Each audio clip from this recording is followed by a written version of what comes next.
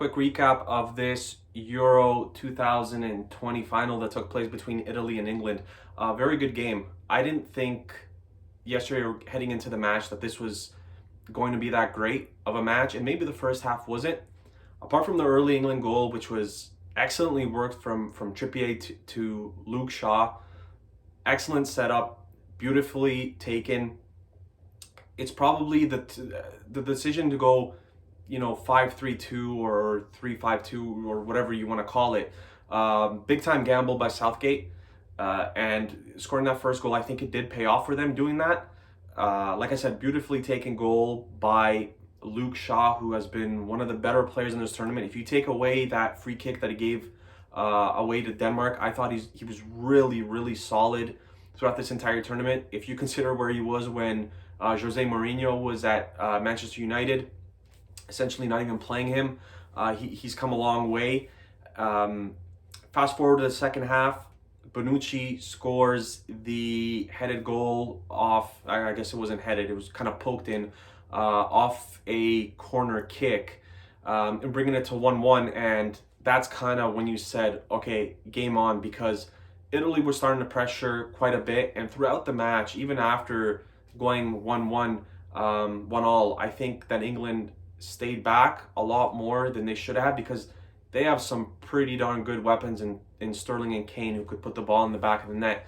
One thing I say is, when the starting lineups were released, I was surprised to see both Rice and Phillips in the midfield. I thought Henderson would start there, just because he gives you a little bit more experience. If you take a look at Phillips and Rice, they haven't played many games for England, probably 30 altogether if you take the two of them, probably less, but somewhere in and around there. So I thought that was a bright move from Southgate, starting the two of them. It means he has belief in them, which is always a good thing heading into a final. And they've kind of, truth be told, I think they've kind of earned that throughout the entire tournament, because I thought they'd been really good throughout this entire thing. And when you take a look at Calvin Phillips, he was, I think, a guy that many people didn't even see in the starting lineup, or a guy even getting playing time. And as the tournament went on, he kept his position in the team and performed great. One thing I'll say is, throughout the entire match, I thought Chiesa was Italy's best player. I can't say that he was the man of the match because of what happened in PKs, but if this had finished 2-1 for Italy, I think Chiesa would have been the man of the match, because he was exceptional. He was making runs. He was making it very hard for the back line of England to contain him, and it sucks that he had to go off due to, I think, what it was, an ankle injury, I guess. They lost Spinazzola earlier. I think it was an Achilles tear, so they've kind of had to deal with a lot of different issues here. Phil Foden obviously didn't play for England, which was a huge blow for them.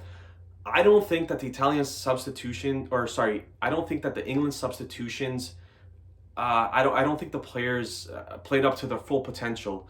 I think Grealish had some moments, but the rest of the guys, I don't think they really lived up to that. I'll say one thing: the Jorginho tackle on Grealish, I'm surprised that wasn't looked at. I know he got the ball first and his foot kind of slid and got Grealish in the upper thigh, but sometimes that's reviewable. That could have, depending on the referee, that could have been overturned and he could have got a red. So that's a moment in the game where I thought, I'm surprised that he didn't really look at it.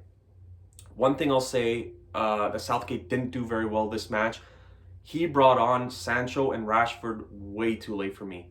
When you barely have a kick of the ball and you're asked to take penalties in the Euro Cup final, I really don't like that. I think that you need, even if he brought them on at the start of the first extra time or at the start of the second extra time, would have been a much better solution, in my opinion. And now you're asking a 19-year-old, 20-year-old Saka to take a fifth penalty with the biggest game you've played since '66, probably. That's way too much. And I don't think that, like I said, Sancho and Rashford, if those were going to be your moves, you should have brought them on earlier. One thing I'll say is, Rashford's run up to the ball was ridiculous. I hate when I get that it works for a lot of guys like Bruno Fernandes. Jorginho does that very well, even though he missed today. I just don't like that. I hate that run up. Just go to the ball, blast it. I mean, obviously place it. When I say blast it, I don't mean just let it launch it anywhere. but have a go. I thought Maguire's penalty was outstanding. I thought Harry Kane's penalty was really good as well. Even though it looked like it was close, I don't think Donnarumma was ever getting to that. Donnarumma saving 3 penalties, and I believe he had 2 saves in an earlier match in the semis or whatever it was. Completely outstanding. The kid has been a #1 keeper since he was 16. He's going to PSG now. There have been rumors that he's going to play behind Keylor Navas next season. After this performance, I can't see the player of the tournament playing behind anybody. Um, he's already has essentially 5 or 6 years of goalkeeping under his belt. He's the Italian #1. He can make stops. He's big. He's just outstanding. And as a Red Star fan, I saw him firsthand against Red Star when he made a few exceptional stops. And he should be the PSG #1. And Keylor Navas should not be mad or anything like that because he is an outstanding goalkeeper. It's time that we start talking about him as one of the better goalkeepers in the world. I don't think he gets a lot of respect because maybe he played in Italy and maybe a lot of people don't watch a lot of his matches. Milan was, in the Europa League, so again, you don't see him much. I don't know how many people watch the Italian league.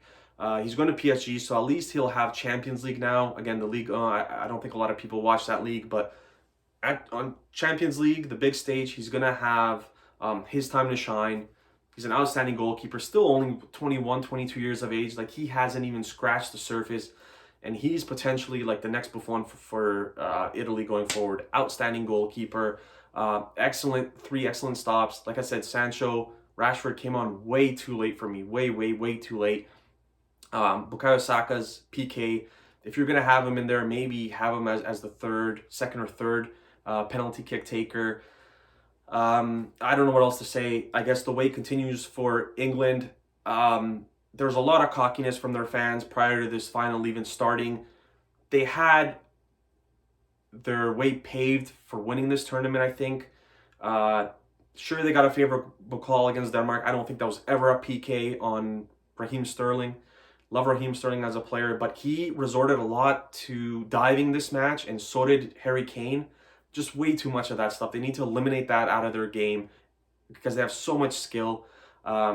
And just, they didn't travel a lot. They only had one match outside of England. All the rest of the matches were at home. You have the semis at home. You barely get by Denmark. And the finals, you lose on PKs to Italy, obviously one of the best teams in the world. But this was their perfect chance for finally getting a major title back to England. They couldn't do it. They obviously turned their focus now to the World Cup and then the Euros again in 4 years or whatever it is, 3. And you feel for them, but overall, I think Italy was the better team tonight.